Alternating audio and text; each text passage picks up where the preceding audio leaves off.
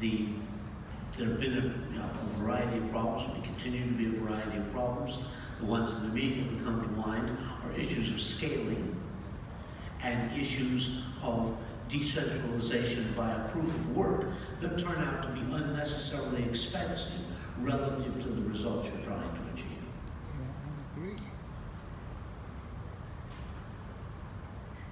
Okay, thank you very much.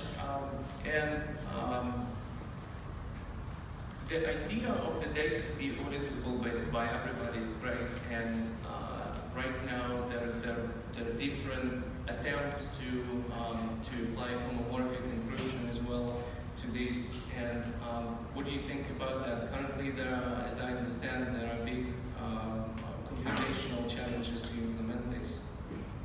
Well, there are big computational challenges on homomorphic encryption, and it probably is a question of whether the things that you want to do are amenable to homomorphic solutions.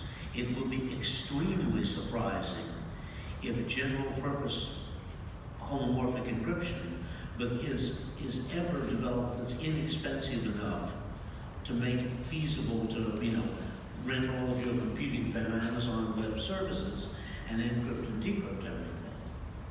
But there are particular operations that do work well that way, and that's, so one of many things in engineering is important to choose judiciously what tools you use with respect to the objectives you have.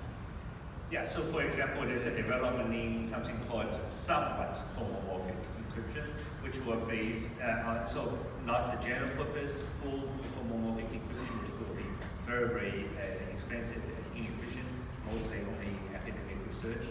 But depending on the real business use and the real data analysis that needs to be performed, a technology called somewhat homomorphic encryption may come. I'm a big fan of a demonstration that was given by Drew Dean when he worked for DARPA. And he was saying his overall objective of his project was to improve the speed of homomorphic encryption. But and I think as astronomy does, he stumbled on something that he could do very well and didn't realize that it was a classic ComSec problem. And it's called the problem of a black bridge. If you have a secure teleconference, well, the simple way to do it, so to speak, is that everyone has a secure, that is encrypted telephone, and there's some central place, and you all call into the central place, and it has access to the plain text, and it mixes the voices and redistributes them. And that's just great for the US DoD. It owns lots of property, it has fortresses, it can have a secure place for the bridge. But if you're a startup with 5 people, one in Hong Kong, one in Chicago, one in Buenos Aires, right, then you really don't have that sort of facility. And he gave a demonstration with several people on iPhone 5s, and the bridge was in Amazon Web Services. But it all used homomorphic encryption in such a way that the bridge couldn't mix the voices, but couldn't understand the voices. That's a perfect example. That one just happens to work because of the operations that work efficiently in homomorphic encryption. On the other hand, if we're a bunch of terrorists and we're trying to develop an H-bomb, doing all of our calculation on Amazon Web Services, it probably isn't going to work. We're going to spend more time with homomorphic encryption than we are going to, simulate reflections and things of that kind. Thank you very much. So the next question is regarding quantum computing. Basically, a lot of people say right now that when quantum computing progresses and there are quantum computers that can basically break blockchain and the whole PKI as it exists right now. Can you comment on that? Yeah, so I'm directly involved with development of quantum computer. Actually, just a week ago, a talk at Google. I gave a talk at Google the title Quantum Computing, AI, and Blockchain, the 3 pillars of information technology. Quantum computers is still developing very slowly. And the reason is that the quantum bit, the qubit, is very easy to decohere due to the environmental noise. So the current approach to quantum computing for one useful qubit logic qubit that you use to perform useful computation, roughly you have to have 10 to 100 error-correcting qubit to correct its error. So that's simply not scalable. But in that talk, I pioneered a new approach called topological quantum computing, which can do error correction by itself. But that's still relatively new. So upshot is that we don't really know how long it will take for quantum computing. I would say quite safely, not within the next 10 years, a useful quantum computer that can crack the code of the blockchain. But overall, I think this whole ecosystem will develop like the sword and the shield, and they will co-develop. And even if quantum computers are invented, there are certain quantum-resistant algorithms that we can use. So, and even though the quantum computer hasn't been realized yet, there are already a lot of developments, especially in academia, about quantum-resistant algorithms. And the whole field, I think when you look at human history, a lot of great technology are developed because of warfare. I think a lot of the encryption technology, such as Alan Turing's effort to break in the Enigma during the Second World War, was due to this kind of effort. So I think to have this kind of competition always enhances the whole ecosystem. So I think it's a very interesting development to watch. Yeah, so if quantum computing comes along the way the physicists keep promising us, some of them promise it more energetically than you have, I think it will have a profound, understand this implications, I'm very interested in what you think, will have profound implications for science, technology, biology in particular. There will be all sorts of things we can't compute now that we will become able to compute. Right? So wasting our quantum computers on attacking people's blockchains may or may not be the critical application. But the key point about projects going on in NIST and other places now to develop quantum-resistant cryptographic algorithms, and just incidentally, not all cryptographic processes are equally subject to quantum computing. So if you have, advanced encryption standard computing, nobody knows any way that quantum will speed that up by taking it down will affect that more than by taking it down to an equivalent key length around 160 bits or so. So that's still going to be quite secure. It's Diffie-Hellman, elliptic curve, Diffie-Hellman, and RSA. Those will suffer a great deal. So you need to do something else, and people are working on several something else's. The point that interests me is all of them, known at the moment, are distinctly more expensive than the current ones. Right? And that has implications for the architecture of the system. So right now, example I like to give has to do with 2 generations of secure telephones.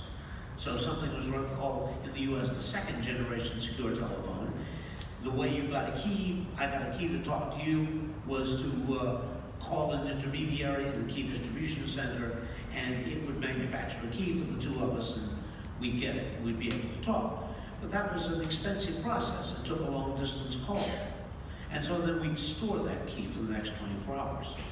We got to the 3rd generation secure phone system. We used the current type of public key systems, and then they could manufacture keys so cheaply that is manufactured one between themselves for each call. But if things get more expensive, I have to imagine a future in which you call Amazon, and once a year, the first call of the year, you spend a minute talking to them, developing keys that you now use for the rest of the year. And I think that wouldn't be very attractive, but that is, to my mind, a very distinct danger of the impact of quantum computing on our secure systems. So connecting some of your questions, one mission the Open Blockchain Foundation can be involved with is to try to find quantum-resistant algorithms. Thank you. So, coming back to securing the data in decentralized fashion. So, solutions like IPFS and storing encrypted data on the blockchain, being that storage immutable and you can't rotate the keys, how secure is to store this data? And are there solutions to eliminate rotation keys?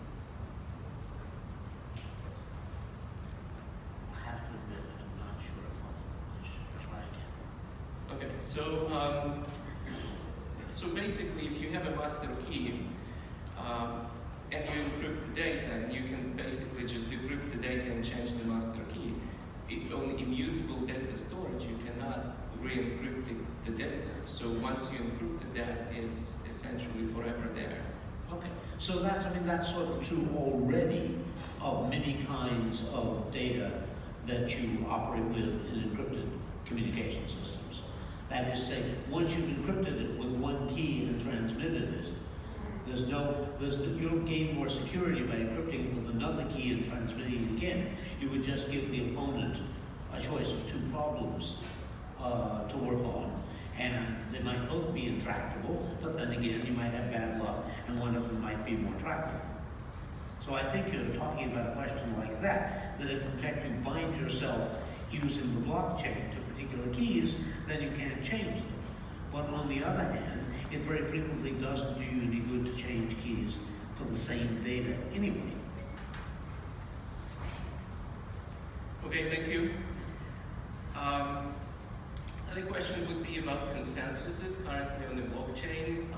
So we have proof of work, we have proof of stake, delegated proof of stake, we have different hybrids between them. So what do you think about the consensus mechanisms that exist today and the blockchains that implement them? Can you comment? Yeah, I think there's a weighted scale. On the one side, you have proof of work, which is truly decentralized, and then but then it suffers a little bit from performance. And on the other side, you have things like DPoS, which are a little bit more centralized, higher performance. And right now, unfortunately, we're not getting outside of this dimension. We hear a lot of proposals, but I don't think anyone is offering both high performance and true decentralization. So this is another area we really need a lot of research on. So I think right now we're stuck with some kind of a compromise. Well, that's a typical phenomenon in engineering. Yeah. It may, often you have a compromise like this, and then you can make real progress. Yeah. Look at sorting algorithms, a very good example. Yeah. That certain sorts are just plain better than others. They don't have same trade-offs. But that doesn't give never any guarantee until you make such a breakthrough that that's true. And so I think that's very much the type of issue. When I said I'm working with crypto labs and we're interested in applied cryptographic problems, applied really to business problems, that's typical of the kind of things that would concern us. But we can never guarantee that we're going to come out with a system that falls outside of that triangle. Yeah, I think, right now, but right now there's a lot of focus and fascination on developing different kind of public chains with different consensus protocol. I think the effort is a little bit too overspent. I think it's simply a business choice, what kind of combination of decentralization and performance you want. But what the blockchain community so badly needs is a real killer app that really has extensive use, has challenges on performance, but also requirement on decentralization. And as those really big killer apps arise on blockchain, the system will naturally choose the optimal point. What are your predictions for the blockchain development? How do you see blockchain evolving in a year, 2 or 5? Is it even feasible to look that far in the future, given how blockchain quickly develops these days? Well, in some sense, we're already in year 5 or 7, right? I mean, if you look with respect to Bitcoin, given all this tremendous enthusiasm there is about blockchain, it will certainly be disappointing if we don't get some good results in the next several years.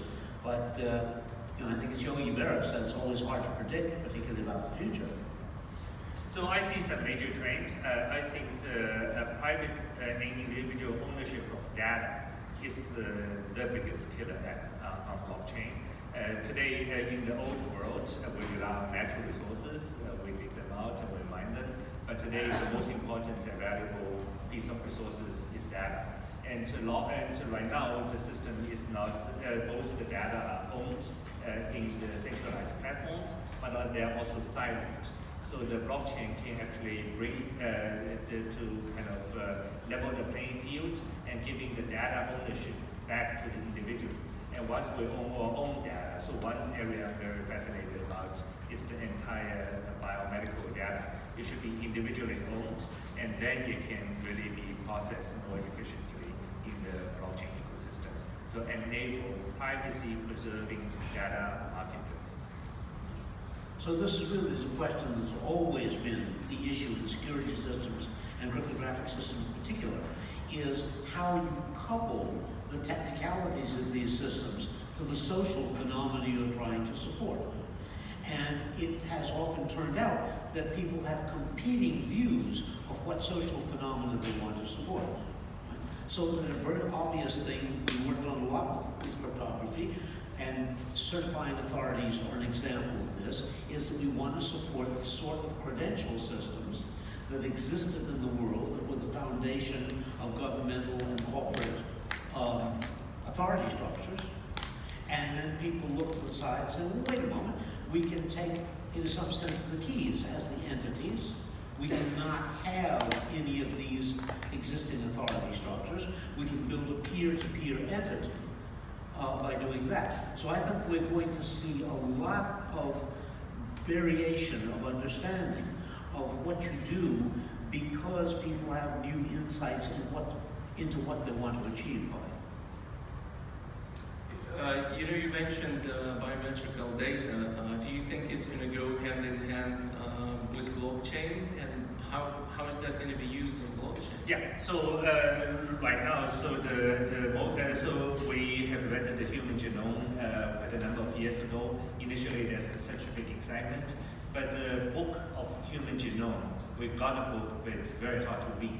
And the only way to read it is finding the correlation between the genotype and the phenotype. And for that, we need a massive amounts of data from the individuals with privacy-preserving computation. And only then we can really, if there's the right incentive structure in this data marketplace, research can really make connections between the phenotype and the genotype.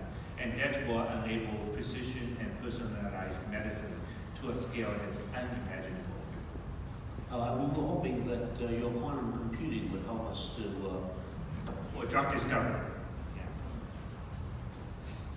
Yeah, I specifically asked because also there are companies that look into eliminate the need to store private keys and basically to use just users' biometrical data, which there were some unsuccessful applications before where the cards would be opened with the fingerprint and then the thieves would cut people's fingers, and that was not great. So do you think something like this coming, or we will always have to use digital keys? Yeah, I think a combination of some digital and biometric would be the best way to. Yeah, biometrics are in some sense antithetical to the basic notion of crypto protection, because the important thing about cryptography is that in communication cryptography in particular, is that you can, if the keys are compromised, that may have an effect on the past, but you can adopt new keys and go forward.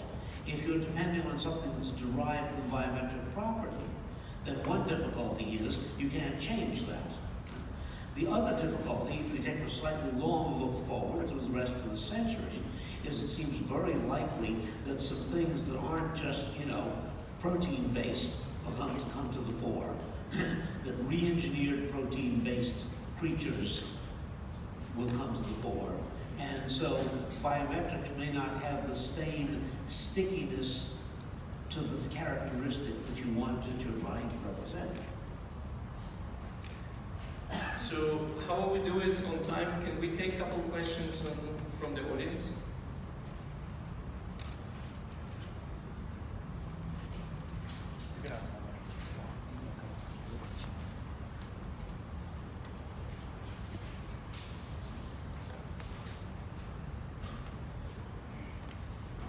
Just raise your hand.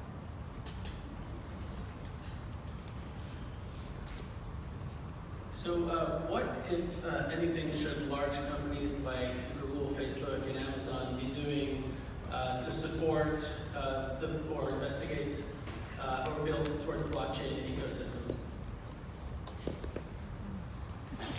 Those companies are all supporting quantum computing with which they can attack it.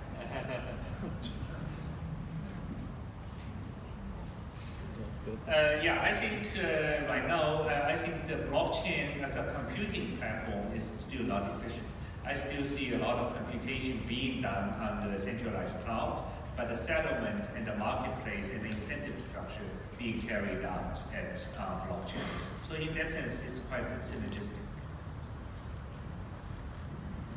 And I think another point to be asked, if you're looking at the who should be, who is needed to support blockchain research, you have to ask whether there are parts of it that are sufficiently expensive. It requires the sort of resources that Amazon and Google have. And that's clear, for example, about quantum computing. That requires real resources. But whether, developing new mathematics, coding new systems, and so forth, requires resources beyond the range of startups and small companies is not perfectly clear.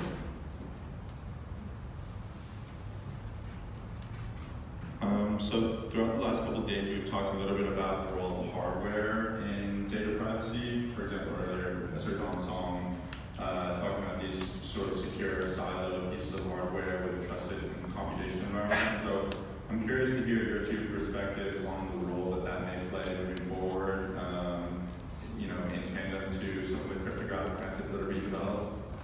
So you're talking about things like physically unclonable functions? Like SGX, Intel SGX. Oh. As a pure enclave. Yeah, okay. No, that clearly has a role. Exactly what is needed to get it right, I think, is not perfectly clear. Yeah, I think right now there are a lot of cryptographic primitives that can do secure and privacy-preserving computation, such as secure multi-party computation and homomorphic encryption, but some of them are not so efficient. So I think in the near future, we're going to see some kind of a hybrid between software-based and totally trustless software-based system versus some centralized hardware-based system, such as TEE. So the trusted execution environment based on Intel SGX. But I think the marketplace, seeing the market demand, there will be a lot of hardware vendors competing, and eventually we do hope some kind of open source hardware standard will be proposed and implemented. Yeah, there's sort of two issues in using hardware. One is that you can get much higher computational efficiency if you specialize the hardware to, for example, SHA-2. Yeah. Right? But the other is the issue of isolation, or enclaves, as you say, isolation of cryptographic computations. And you can either do that on a specific basis, or, and I think this is a reasonable frontier of investigation, is to build a tool that allows people implementing a variety of cryptographic phenomena to do it inside a general purpose engine that gives you the virtues of this sort of isolation. And I think, evidence seems to me that that particular thing is a bit trickier than.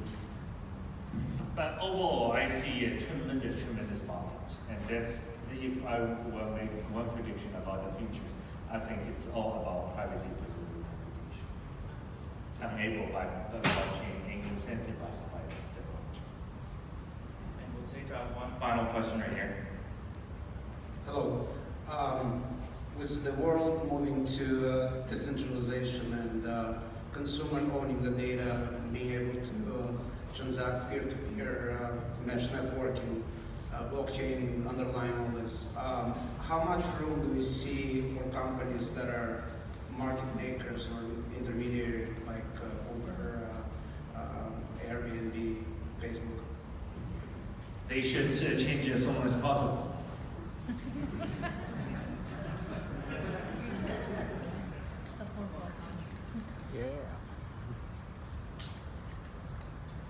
And since that was brief, we'll take one more question. That's it? Just a follow-up question. You ask how about the big companies, and then I ask how about those countries and other centralized institutions like central banks and the Wall Street. Like Wall Street. Banks and Like, Wall Will they currently getting disrupted? Can you repeat the question? Banks like Century Bank and Wall Street. Yeah. Well, my same comment applies. They should change as soon as possible. Adopt. Adopt, adapt, or die. Yeah, people looking for the killer app, and they end up with the dead app. Fantastic. Thank you, gentlemen.